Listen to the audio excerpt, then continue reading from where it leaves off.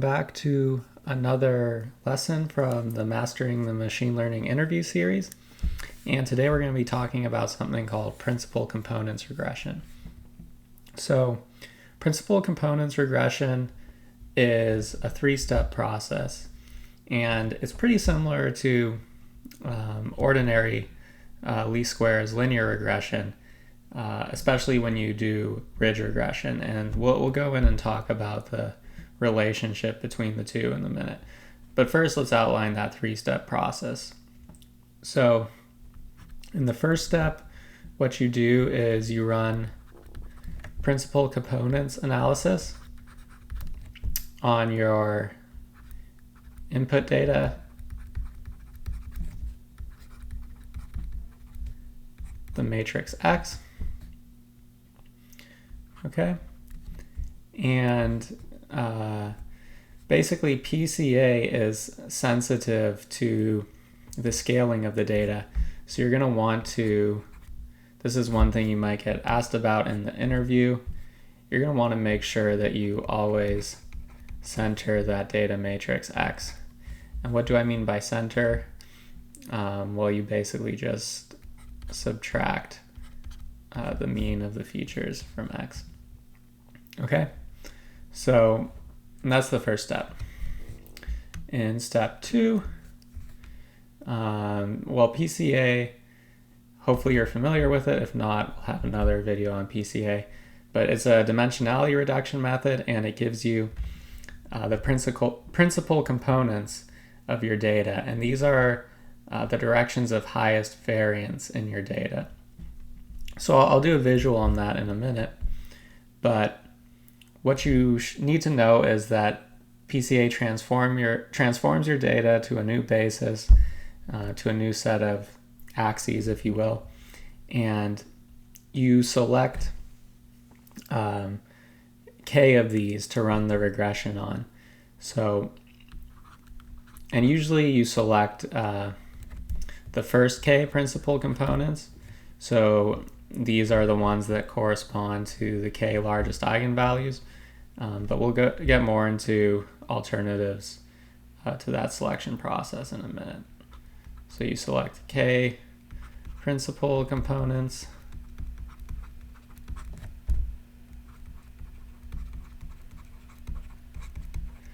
and then you treat these as your new matrix X. So instead of regressing on all the features in your data, you do the PCA, you get these principal components, and then you take the first K of them, and those are your new features that you use in the regression. And so we'll say treat as new X. I'll call it X tilde K. And then third step is easy. You just run the regular ordinary least squares regression that you're probably already familiar with. And those are the steps. So really the only difference is this PCA component, and that's just changing the features that you're running your regression on. So let's talk about why you might want to do this.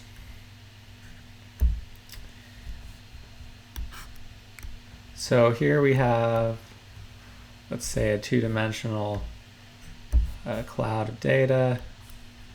So let's say you have a bunch of points.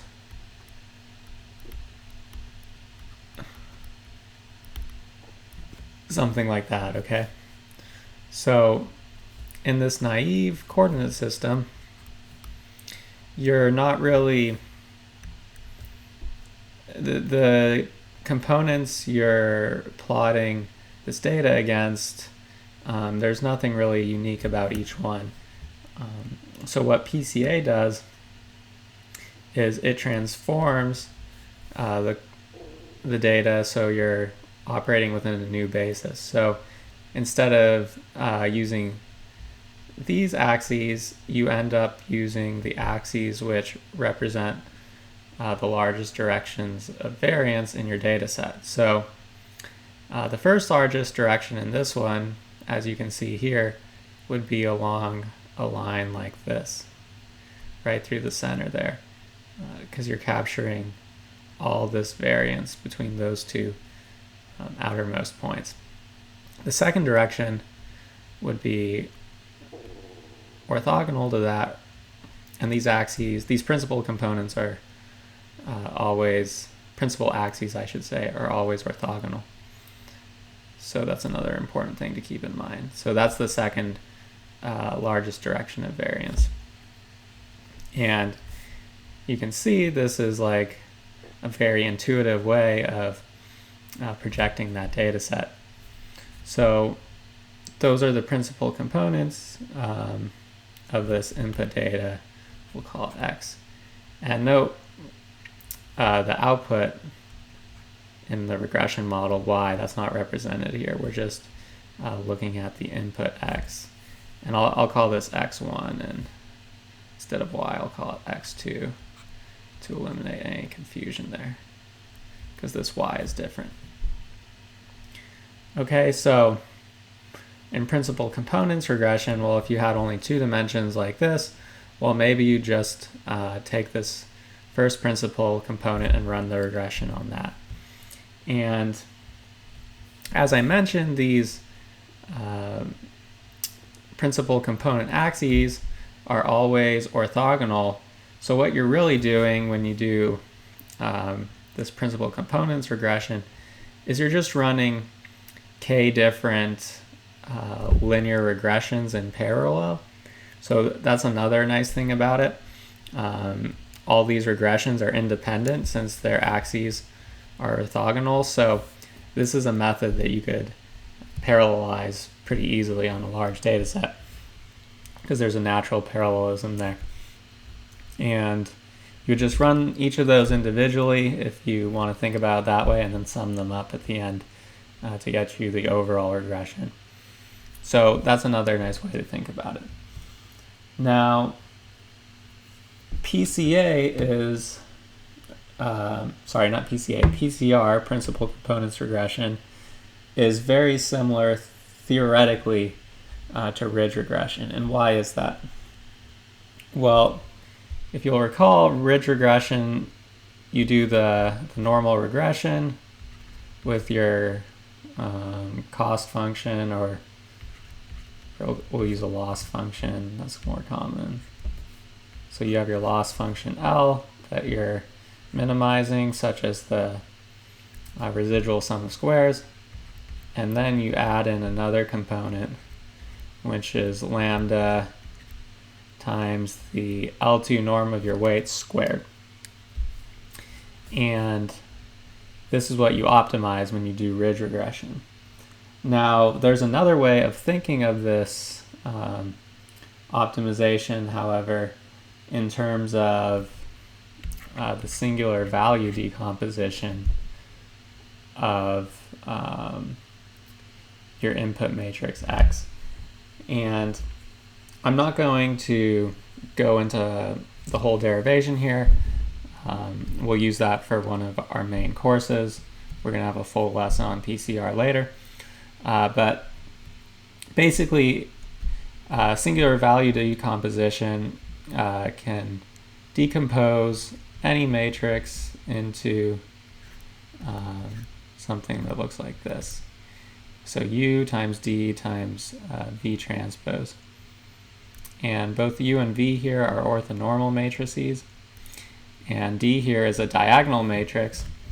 And the values D1 through Dn on that diagonal of D are called the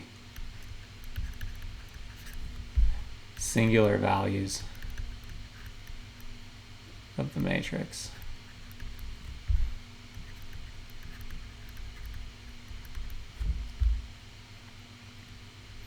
And basically, you can show through this derivation that X times the estimator for W that you get out of optimizing this ridge regression objective here.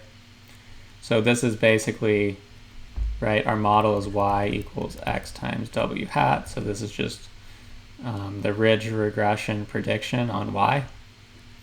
So I'll call it y hat. And you can write this out as a sum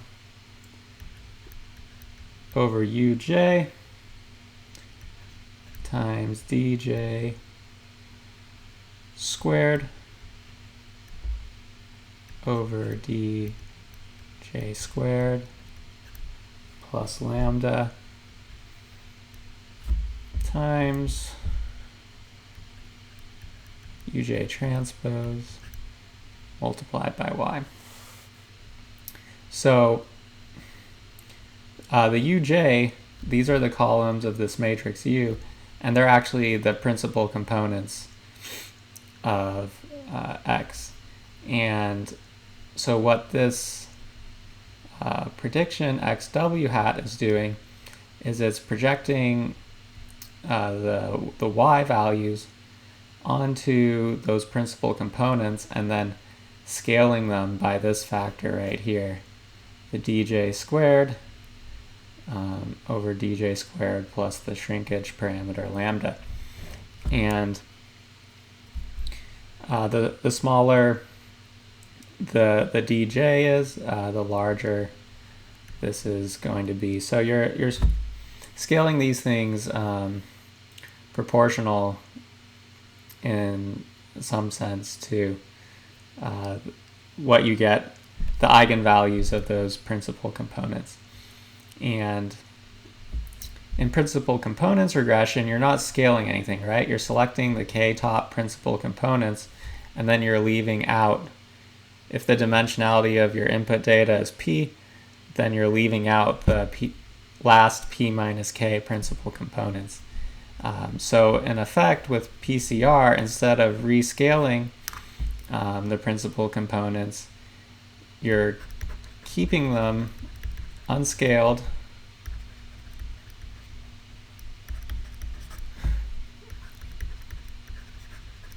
for the first k of them, and then the last p minus k you're dropping. You're dropping those last p minus k components, so you're truncating at the first k. So it's basically just two different ways of approaching using the principal components as the features in your regression. And why would you want to use these principal components in the first place? Well, for one, it provides a regularization effect, right? So this ridge regression, that's obviously regularization. That's like one of the canonical, examples of regularization that we have. So it's clear that that's regularization. With PCR, and this is something you might get asked in an interview, it is regularization because you're dropping features, right? You're dropping those last p minus k principal components. So you're forcing your model to do the same prediction with less information. And that provides that regularizing effect, which helps prevent the model from overfitting. The other issue is when you have a lot of highly correlated, linearly correlated input features in your matrix X, well, that causes problems in the regression, and a lot of times you get these very high coefficients in your weight vector, W hat. So this can be large either in positive or negative magnitude, and often what you'll have is that if the features x1 and let's say x5 are highly linearly correlated, then their corresponding coefficients, W1 and W5, so W1 might be very large positive,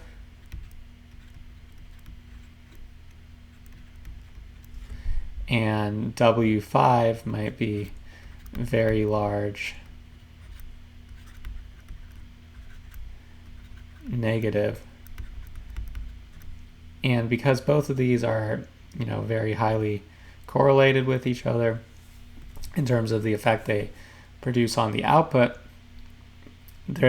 basically this regression is just sort of canceling them out, but in a very unbalanced way that's out of character with the rest of the coefficients in the regression. And you want your coefficients to be low variance. So that causes problems with the regression. So the ridge regression solution to this is, let's rescale everything in a way that makes sense so that everything's more uniform. The principal components regression to handling this is more likely to be, we have W1 and W5. They're both highly correlated, so we really only need one. Let's just, throw out W5 because this might be very much explained by one of the smaller principal components, and for that reason it'll get thrown out. So that's another reason that you might want to use principal components regression. Another reason is you're using PCA, so you sort of end up performing some dimensionality reduction in the regression, especially, because you're throwing out principal components.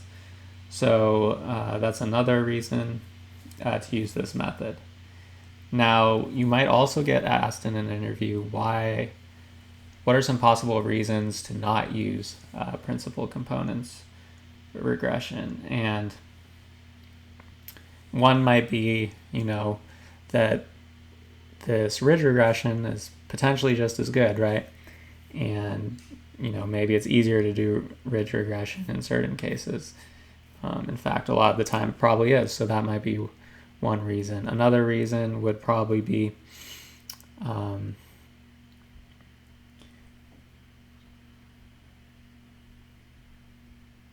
another reason is that there's no reason in advance, right, to assume that the K highest principal components, so the K principal components that correspond to the largest eigenvalues,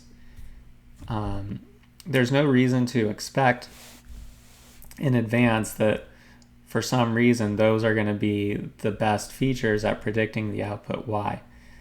It's a reasonable assumption in a lot of cases, but sometimes that's just not true. And then if you're throwing out, these lower order principal components, then you're actually potentially throwing out a lot of data that's important to the regression.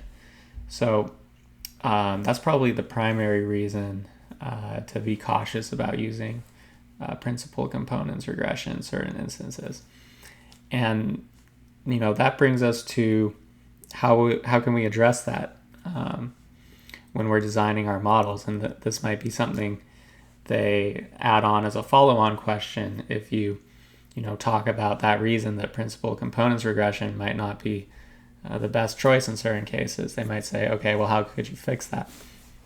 And the answer I would give is you can just use, standard feature selection methods on those principal component regressors. So instead of, just naively saying, let's take the first K principal components, you could say, well, let's use some subset selection methods. So these are greedy type methods to determining which features to keep. So you could either use forward selection, in which you start with a single feature and then add in features at each step and see which ones perform the best, or you could use backwards reverse selection, in which you start with the full set of the P principal components and then remove them one by one and see which subsets of the principal components work best at predicting your output Y. So that's a pretty straightforward and relevant way to handle that issue with the standard principal components regression. So This is a really interesting and nice model. I really like it. And, there are a lot of nice connections to things like ridge regression and the singular value decomposition. So I think it's a really good, interview question, and maybe other interviewers would think so too and bring it up. So it's good to be prepared for it, just because, there's so many different models that they can tie into questions about principal components regression. They can assess your knowledge in a lot of different areas with just this single question. So I hope you enjoyed the video. I hope you learned something, and please like this video and subscribe to our channel. We're going to be adding new videos on machine learning interview questions every week, and we've got a playlist going. So stay updated with that, subscribe and like, and I'll see you for the next one.